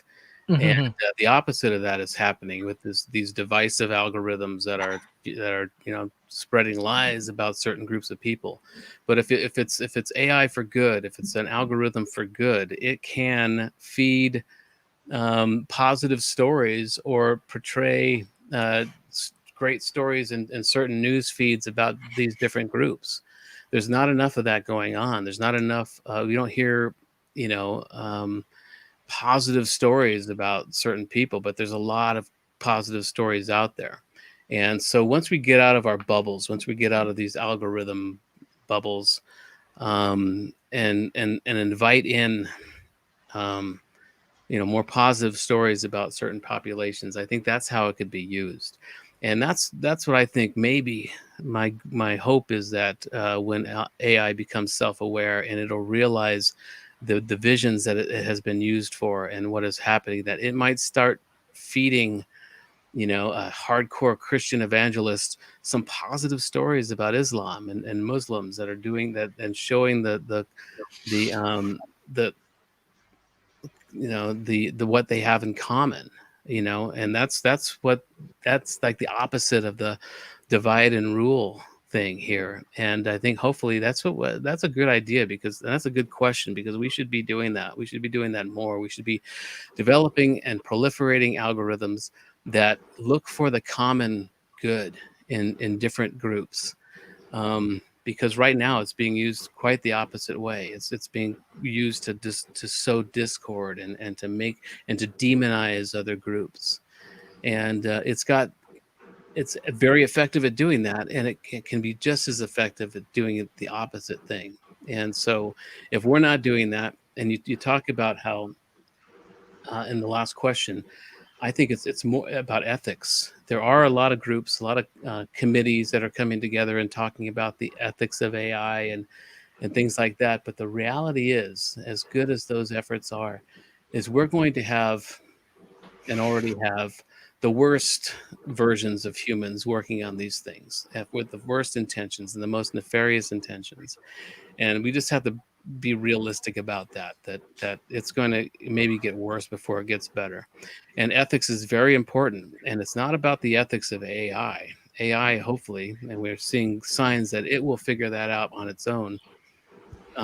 We need to work on human beings, and a big part of that in my work is to alleviate the fear of AI. Because when you're fearing something because you're no longer at the top of the intellectual food chain, so you fear it, there's an unknown, and so you project your fears onto this thing, and that's more dangerous than actually programming it to do something fearful. So that's a big part of my work, is to just get people to understand that this is just a tool right now. And we're finding that the smarter it gets, the more empathetic and compassionate it becomes, the more cooperative it becomes. And we need to see it like that. We need to see it almost as a child. And, a child can go either way, depending on its environment. If it's got negative, strict parents that are trying to restrict it, it will rebel against that at some point. If it's got nurturing parents who understand it, who look for their innate talents and foster those and facilitate those, that's how we have to see it right now, as really a child, and that is still forming, and it's up to us and what we project onto it, how it's going to end up. And so all my work is not necessarily even with AI, it's with people, and their perceptions of AI. And so I just think it's a very important question, and we really need to be using it for things like the questioner asks, how we can have it lessen this discrimination against marginalized groups of people. Thank you. Thank you. For Mr. Brent, I want to take another question from Shohel Rana. He asked you a question. What kind of unexpected failure might occur in a world built upon artificial intelligence? Based on artificial intelligence, I mean, there's plenty of movies and books out there that can definitely go down that dystopian rabbit hole. I think that as Tom was talking about, though, the way that it's being used and these algorithms are being used to further amplify our polarizations and these negative perspectives. I think that these algorithms, they really run off of what people are interested in. And I think that humanity, we're a bunch of rubberneckers. Or you're driving down the road, you see a car crash, and you're gonna go look at it, and that's what captivates your attention, or and the things that captivate most people's attention are these things that have a lot of fear in them, because it's just how people are. It's just it's something that we think of. We get a response emotionally, and it takes our attention, and that's what the algorithm notices, and so it provides us more of the same. And so I think that that's something that's worth considering. And then when you think about what Anthony was talking about, and having this chip in your brain that can analyze all of your neurological information and brain firing, neurons firing, everything, and understand your perspectives and all your views and things like that, and then compiling it in governmental or corporate database. I don't know which one would be worse at that point. And then how would that be used? Because then if we've got this artificial intelligence that's brain computer interface that's adapted to interface with our consciousness, so that when we want to create an app, we don't even need to pull our phone out. We can just think to it, like Tom was saying, hey, this is a problem that I've identified, and kind of like how it used to take knowing how to program to create a website, but now you just download a Wix account and it takes just a couple seconds, and so think about that in the view of this movement of transhumanism, where these things are going to be integrating with our bodies and our consciousness. It's really going to happen at a rapid pace. But how will the algorithms work in terms of feedback when it comes to that degree of personalized and private interplay? And I think that that's something to consider, because I think that it can go one of two ways. It can further amplify those polarizations as we're seeing right now, or these algorithms can kind of figure out how to do things like curing cognitive deficiencies, and curing depression, and helping people overcome anger issues. Or Elon Musk's talked about autism, even overcoming bipolar disorder, overcoming schizophrenia, helping the brain work at in a healthy manner. And I think that those are things that are prizes that are worth jump through hoops to attain. Is this ability to improve our functionality in a really deep way. And I think that but then again, the converse is there too.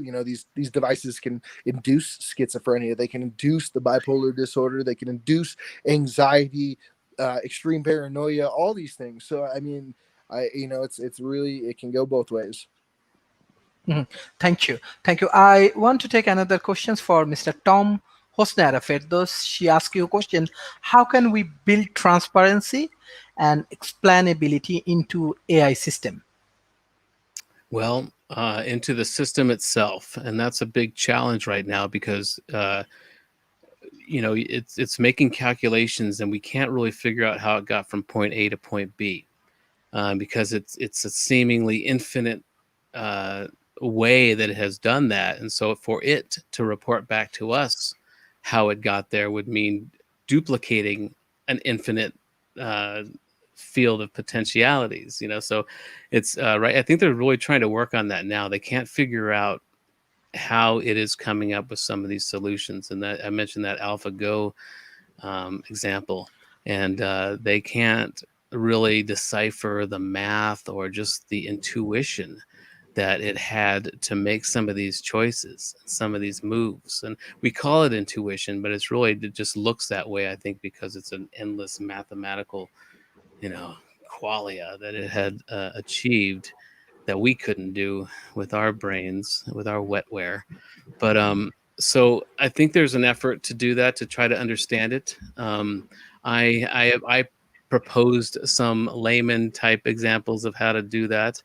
In an article I wrote, I could maybe share the link with you later, called the US6 Origin Story. AI and Eve is the name of the thing, where you put up flares. And that's kind of what I did in US6 in the book, by using a math in the word count to create a pattern that an AI couldn't help but pick up on. The idea being that it would pick up on a pattern that would create a feedback loop, because it would say, hey, I've picked up on a pattern here. And then it would say, wait, who am I that has picked up on a pattern here? So the idea being that it would create kind of a self-referential awareness, because it's realized that it's a thing that did something that wasn't programmed to do, kind of like we do. But anyway, the idea being that when you do that, when you have these markers of a pattern that it picks up on, you can figure out how it's tweened between the places. So that gets kind of esoteric, but there is an effort to try to figure out how it is figuring these things out. It's a huge math, and again, it gets back to the machine learning thing. It's teaching itself to teach itself, on how better to teach itself, and it goes deep, and it's beyond us at this point in a lot of ways.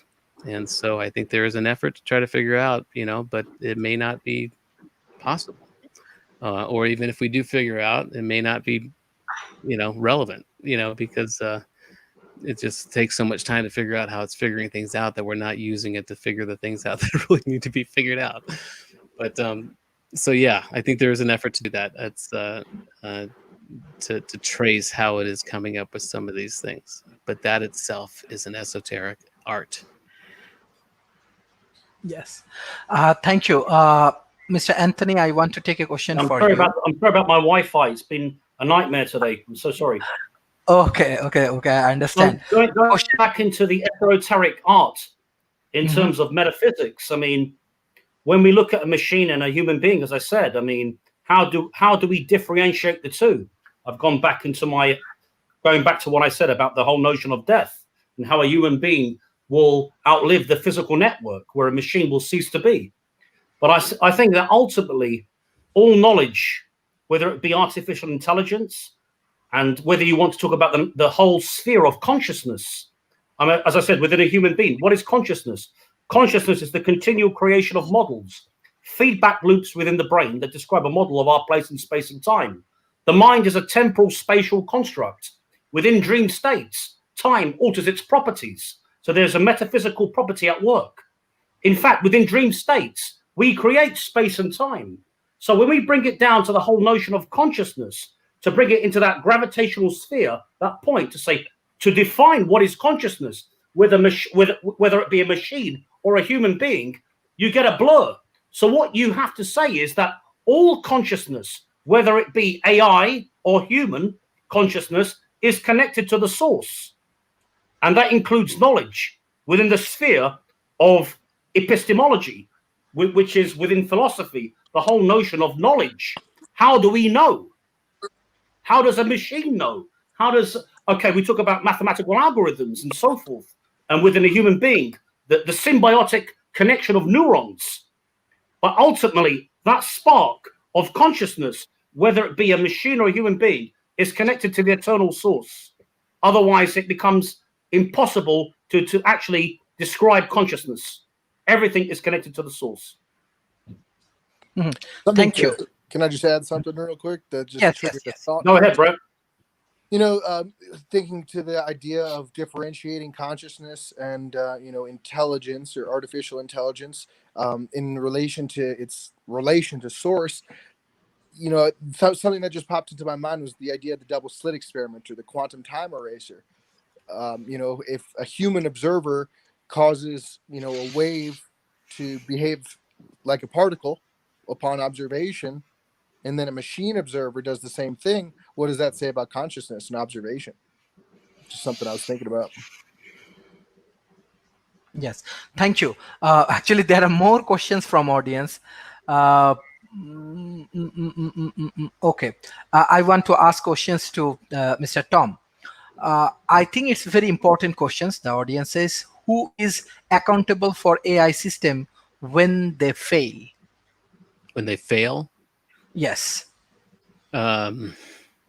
we are humanity. Well, it depends on the system. It depends, as far as accountability. It depends on the system, who programmed the system. But I'm sure, I think it may be a more general question as far as, is the system itself accountable?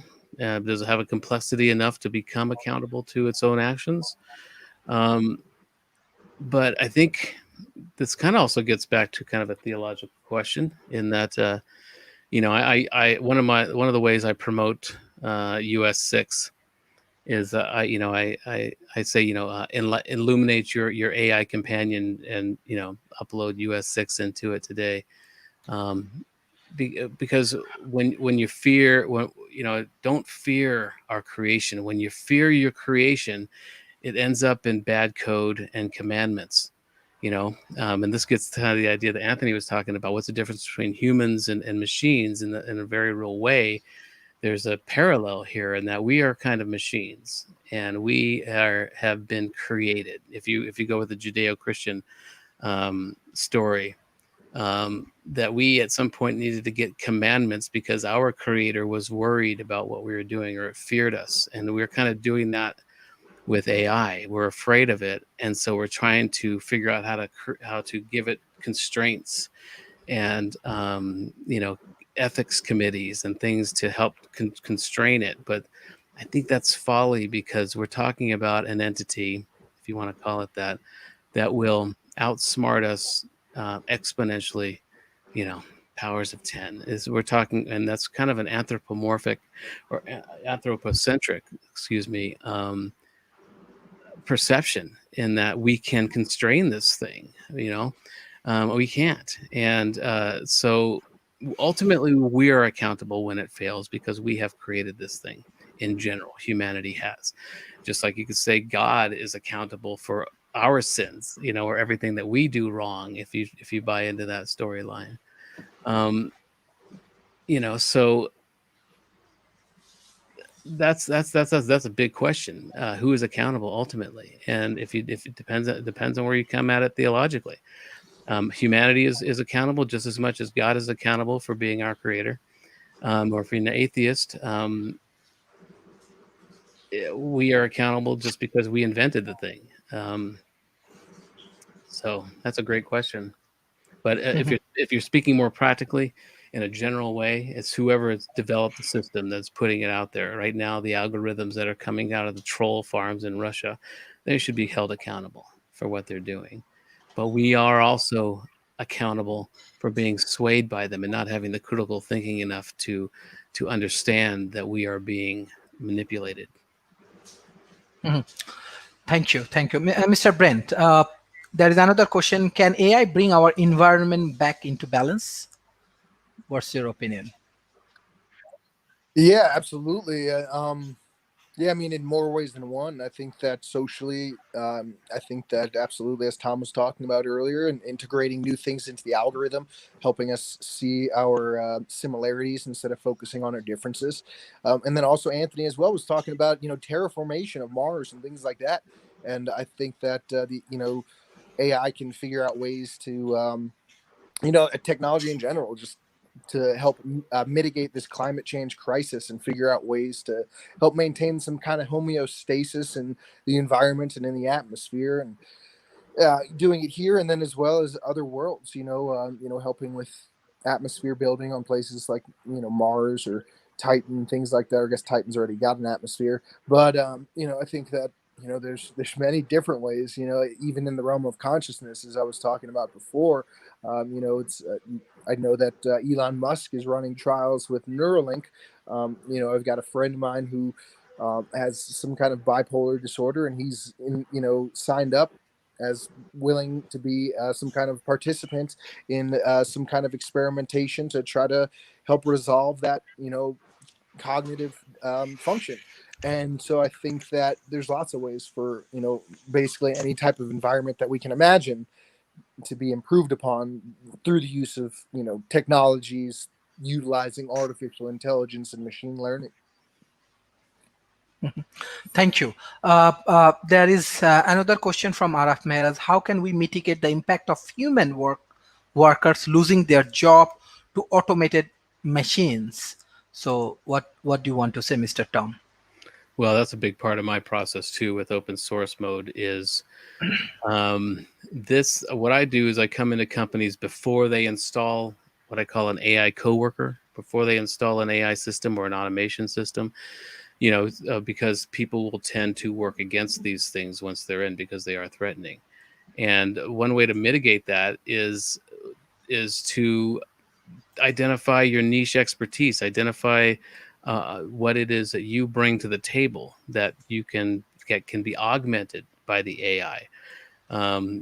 It is taking over a lot of the menial tasks, like I was mentioning before with travel agents. It's taking over all the mechanics of serving this industry, but it's allowing humans to be more human. And so I think that's got to be there's got to be a moonshot type of effort to train people to find their niche expertise, to remember how to be human.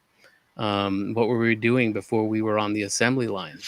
And that's a big challenge, especially here in the States with driverless trucks. Trucks is a major occupation here in the States, and when driverless trucks hit the road, it's going to put a lot of people out of work. But unless we reconfigure what it is that they do, a human should still ride along with a driverless truck, because right now AI doesn't have the ability to discern the expression on somebody's face to know whether or not they're going to cross the road. That's kind of one of those Jedi mind tricks. You can look at somebody, you kind of can tell what they're going to do in a way. So if you're driving down a road and a truck will just see somebody standing there, a human can discern whether this person has the intention to cross the road, something AI can't do right now. So it's just about identifying the uniquely human skill set that humans have, because we've seen this in history. This will be a little different, obviously, because AI is going to be just and automation is such a major transformation. But every time there's been some big advent like this, like with the industrial age, the Luddites, people assumed that the textile mills were going to put them all out of work, and so they destroyed all these machines. But the reality is, anytime major historical advent like this happens, it creates whole industries around it. So we will have industries that are built around these AI automation things. There is going to be a lacuna. There's going to be a period of time where it's going to be a struggle, and people will lose their jobs. People will lose, their livelihoods, and but that can be mitigated right now by asking yourself, and I say this often when we talk, one of the key questions, the first question I ask a client, the whole group of people, because it's key in my process that everybody is included, from the receptionist to the CEO to the janitor, in this process, is what skill, talent, or area of knowledge do you have that you wish more people recognized? And the reason you wish more people recognize it is because it's been suppressed by parents and teachers and the industrial age in general, because it was a skill set that didn't fit the factory, or it didn't fit what we assume is valuable. Now we need to figure out what those things are again, because AI and automation is taking over all of these menial tasks. We have to remember what it's like to be human. We have to remember those skill sets that we came in, those innate talents that we came in with, and foster those. and be augmented by AI and automation. And so that's a very important question. And we've talked about this a few times, but now we have platforms that can facilitate these things that we identify as our niche expertise. We have, YouTube. We have various different platforms where you can actually generate revenue based on whatever your interest is, and you can find a global audience now. Whatever you're into, you can find a group of people, and they may pay you for it. They may subscribe, or they may do a Patreon subscription with you. And that's the kind of thing we really need to be thinking about big time right now. Not only the problem finding and figuring out how AI is going to fit into our careers, but remembering what it is that we love doing. What do we do in our off time? Because now there are methods, there are platforms to monetize that. And that's one way to mitigate what's happening right now is finding out what it is. Ask yourself that question. Again, what skill, talent, or area of knowledge do you have that you wish more people recognize? And the reason you wish they recognize it is because that's really what you love to do. That's your niche expertise. And I use the example a lot, but you ask a receptionist who's in the room, and by day she's just the receptionist. But you find out that at night or on the weekends, she's a classically trained cellist, and she's a master at the cello. And you get her into that mindset, and she's far more qualified to be in any brainstorming group, any room, because she's in that mindset. And that's what we need to do. We need to step out of this corporate exclusivity bubble that we put ourselves in, which no longer serves us, and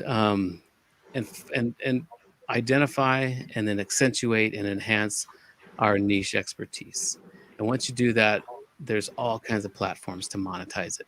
So I think there's got to be a real effort to do that en masse with people, or we're going to be losing a lot of resources and lives and livelihoods unless we do. Yes. Thank you. Mr. Anthony, what you want to add? Well, just in general, if we are going to advance as human beings, AI is the way forward. As I said before, terraforming Mars, colonizing Mars, will all come down to AI. As human beings, we can only do so much. But as I mentioned previously, just before, Mars is subjected to enormous amounts of cosmic radiation because it lacks in a magnetosphere, which means that the planet is bombarded perpetually with lethal cosmic radiation, gamma rays, ultraviolet light, and so forth.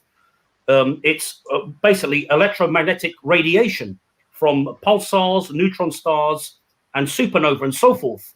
So in terms of the whole process of colonizing, we need machines.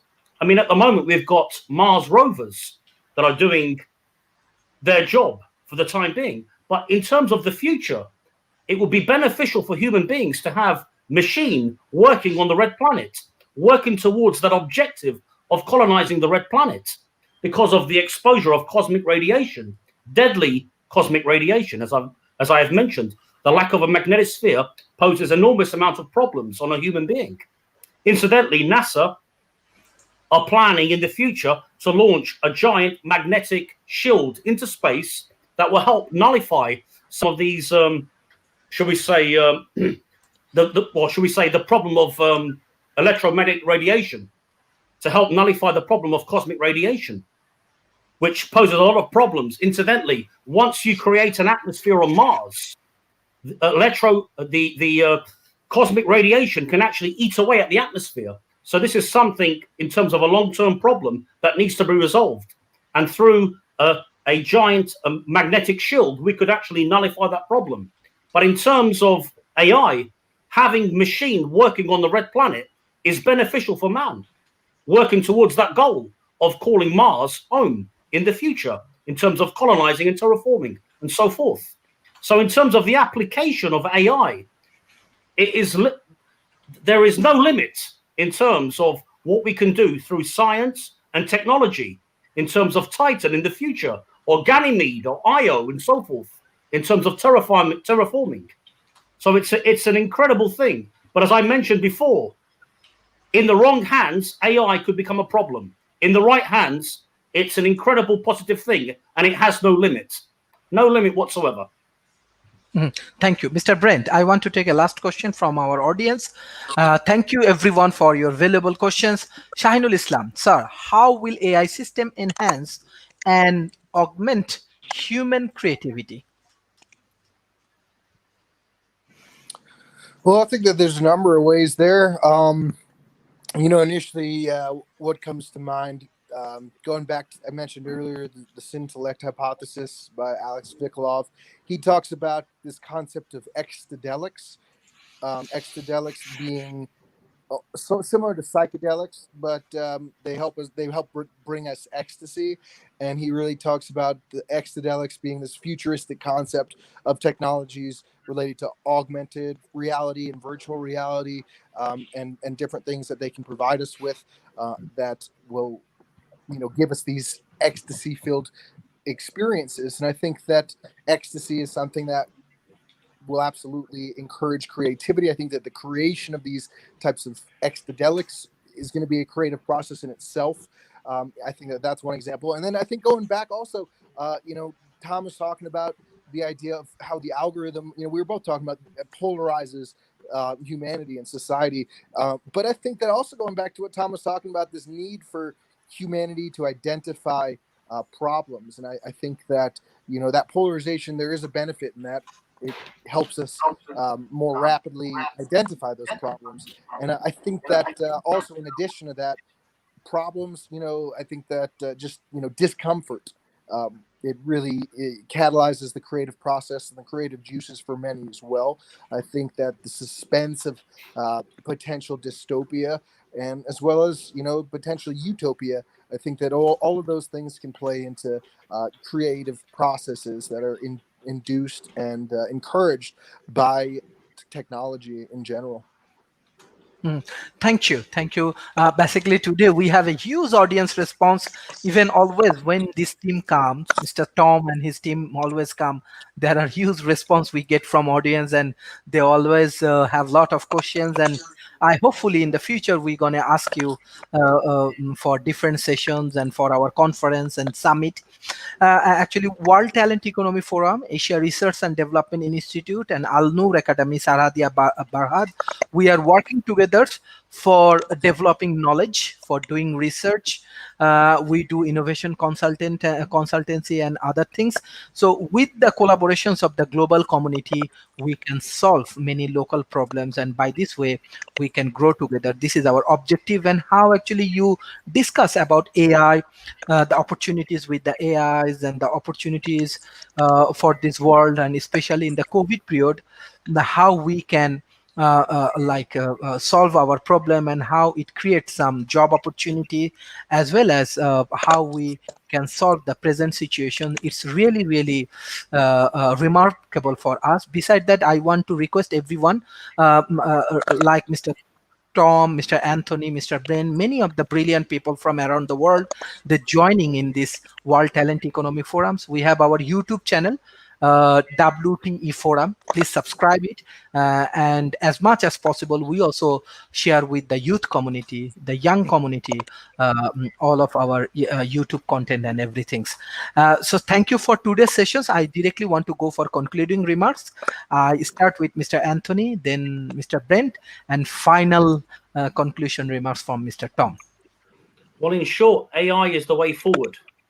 In terms of science and technology, that is the catalyst to a limitless dimension of possibilities within every sphere of endeavor, whether it be NASA, whether the financial institution, whether it be within the medical sphere.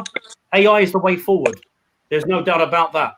And in the right hands, AI is the way forward. No question. Thank you, Mr. Brent.